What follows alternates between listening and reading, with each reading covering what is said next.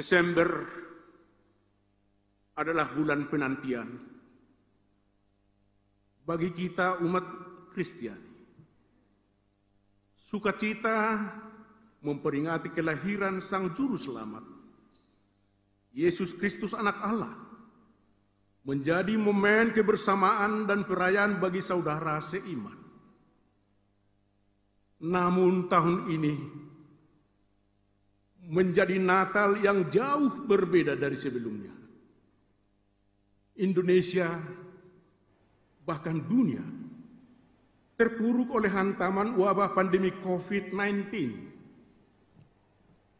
Sejak diumumkan kasus pertama di Wuhan, China, pada tanggal 31 Desember 2019. Dan 2 Maret 2020 diumumkan di Jakarta, Indonesia.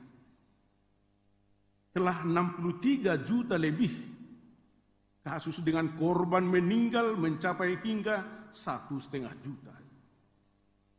Dalam 1 tahun berjalan, tiada yang kebal terhadap serangan virus ini.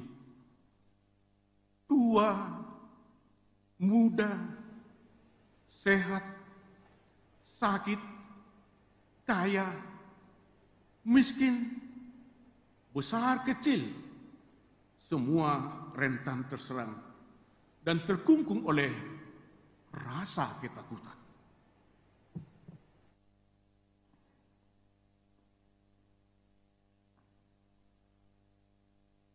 Terhentaknya roda kehidupan dan perputaran ekonomi membuat inflasi merebak.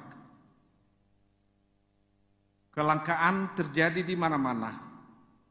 Kepanikan diperparah dengan beredar liarnya segala berita bohong tentang penyebab dan penangkal penyakit.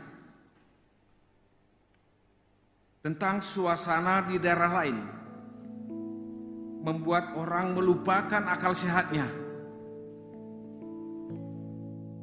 melupakan Tuhannya, dan menelan bulat-bulat segala berita yang sejalan dengan rasa takutnya. Kekagetan pada setiap pemerintah, baik luar negeri maupun dalam negeri, baik pusat maupun daerah, tiada yang siap mengantisipasi kekacauan ini, perubahan ini. Yang ada hanyalah berupaya belajar dari setiap pengalaman yang terjadi. Membuat rumah sakit dan tenaga medis tidak mampu menangani segala laporan dan kedatangan korban yang bertubi-tubi mendatangi. Tersisa hanyalah rasa frustasi dan kekalutan menjadi-jadi. Berharap bencana segera teratasi, seiring dengan tumbangnya pasien tidak terlayani, atas ketiadaan ventilator dan obat untuk bertahan diri, disertai kelelahan para medis yang tak terhindari.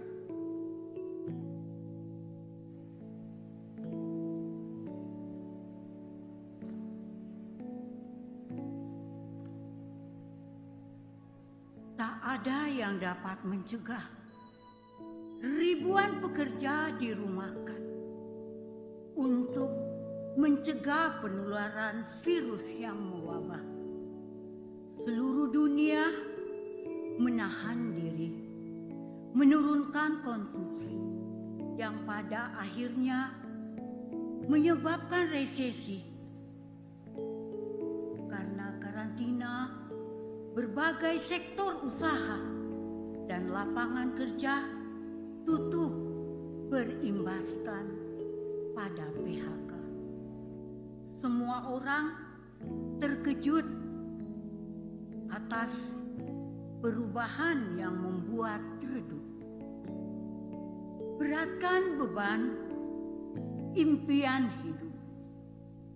Apa yang dilakukan pekerja swasta? Apa yang didapatkan? Harapan pedagang biasa? Apa yang dapat dituntut rakyat jelata? Ketika virus begitu mewabah,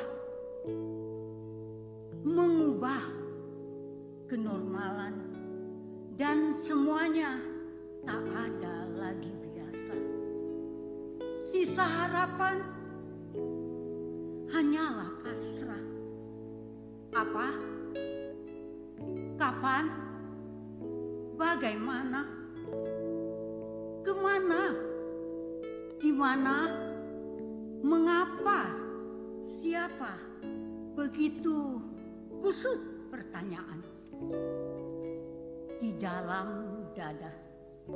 Sementara pemerintah terus mencari cara mencoba segala daya upaya agar rakyat tidak hilang percaya.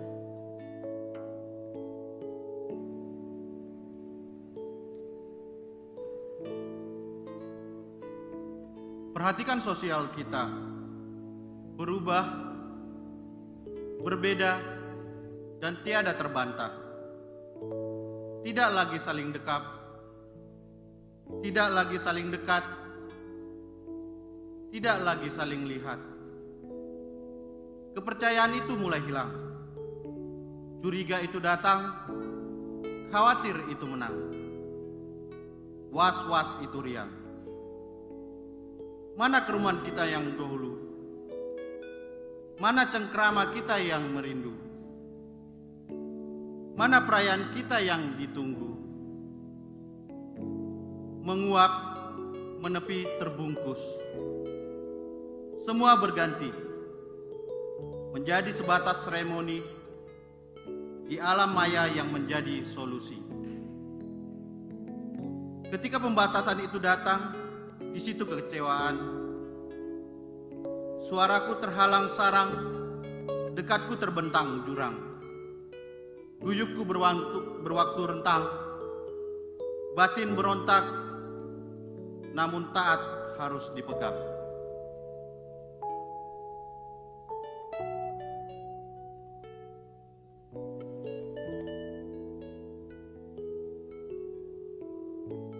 Tempat itu sepi, wisata tertatih, transportasi pun terhenti. Siapa terpapar karena di keramaian, virus siap menyerang, semua menahan, segalanya tertawan, karena tidak mungkin dilawan, kecuali dirangkul sebagai kawan. Bepergian dianggap pantang agar terhindar dari serangan COVID-19. Hal ini menyengsarakan bagi segenap kalangan yang atasnya menaruh pengharapan. Ketika sumber pencaharian terperosok tanpa kesiapsediaan, ketika kebutuhan tetap menuntut, menunda tiada enggan, di situ terjadi kekalutan, berikut perasaan untuk dapat diperhatikan. Namun, semua mengalami hal yang sama.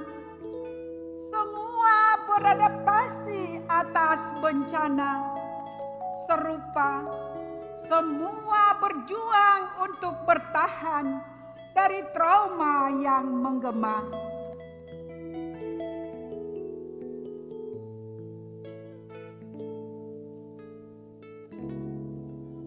Penularan yang begitu mudah terjadi jika anak-anak dibebaskan berinteraksi. Cara belajar terpaksa diganti. Pertemuan di kelas menjadi kehadiran daring. Kehebohan terjadi ketika orang tua menjadi teman belajar bagi sang murid. Kesabaran pengetahuan diuji. Fasilitas belajar ditagih.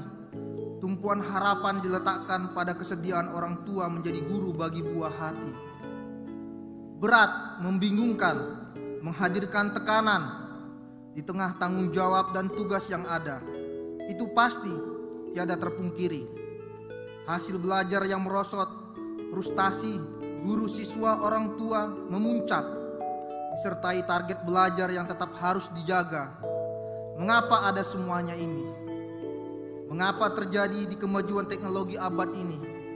Tangis dan seru dilontarkan kepadanya yang Maha Tahu.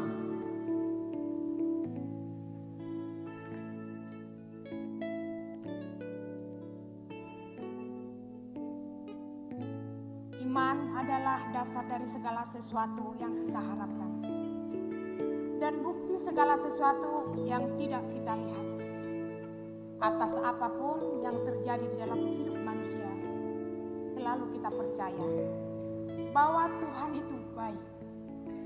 Jikalau iman telah dikaruniakan kepada kita dan berpuluh tahun kita hidup dan dipelihara olehnya sampai dengan detik ini, tiada lain dapat kita lakukan selain tetap yakin akan pembebasannya, tetap mengamini bahwa kesembuhan dunia menjadi bagian kita, bulat mengiyakan bahwa pertolongan Tuhan tidak pernah terlambat dan tangan kasih-Nya tidak kurang panjang mengangkat, sepakat berkata bahwa pendengarannya tidak kurang tajam untuk mendengar jerit pinta permohonan kita.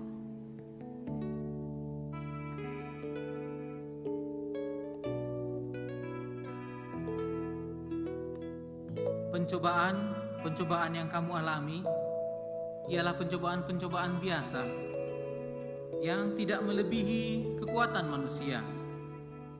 Sebab Allah setia, dan karena itu Ia tidak akan membiarkanmu dicobai melebihi kekuatanmu.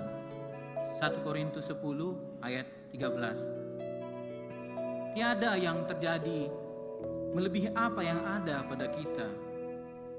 Tiada badai menghampiri jika kita belum dibekali kuasa-Nya. Tiada sedetik berlalu tanpa Dia bersama kita. Segala kejadian yang dialami semata panggilan-Nya untuk selalu berpaling padanya. Seruan-Nya untuk tidak pernah lupa mengandalkan kekuatan-Nya. Rangkulan-Nya untuk menyadarkan manusia bahwa segalanya hanya sementara saja dan hanya kesia-siaan yang akan berlalu jika kita hidup tidak bersarang di dalamnya.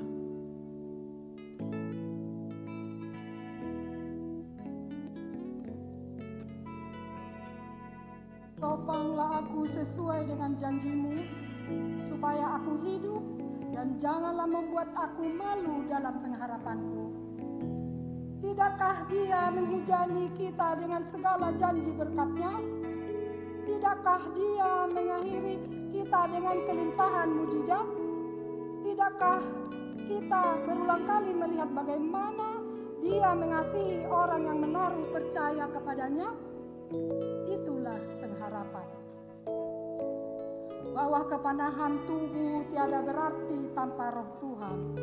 Sang Pencipta, Sang Penyedia, Sang Pemulih, Sang Pengasih, Sang Penguasa tiada lebih besar dibandingkan Allah kita. Sungguh Allah kita itu keselamatanku. Aku percaya dengan tidak gemetar, sebab Tuhan Allah itu kekuatanku dan mazmurku. Dia telah menjadi keselamatanku.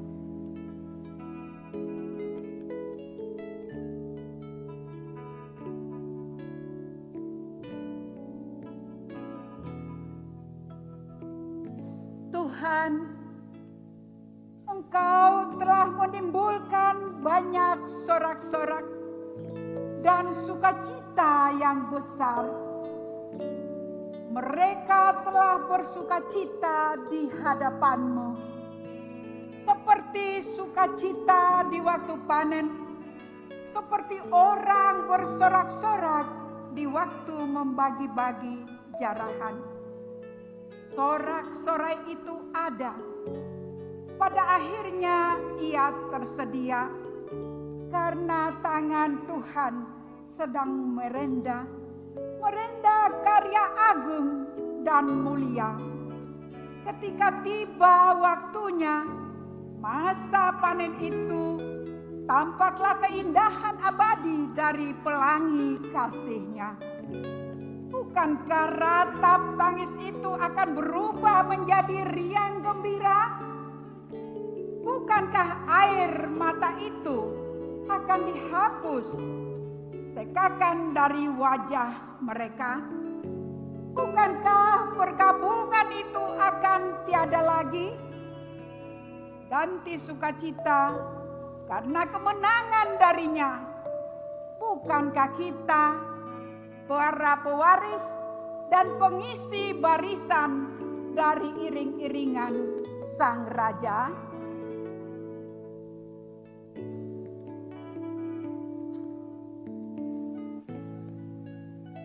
Sebab seorang anak telah lahir untuk kita. Seorang putra telah diberikan untuk kita. Lambang pemerintahan ada di atas bahunya. Dan namanya disebutkan orang penasihat ajaib. Allah yang perkasa. Bapa yang kekal. Raja damai. Yesaya 9 ayat 5.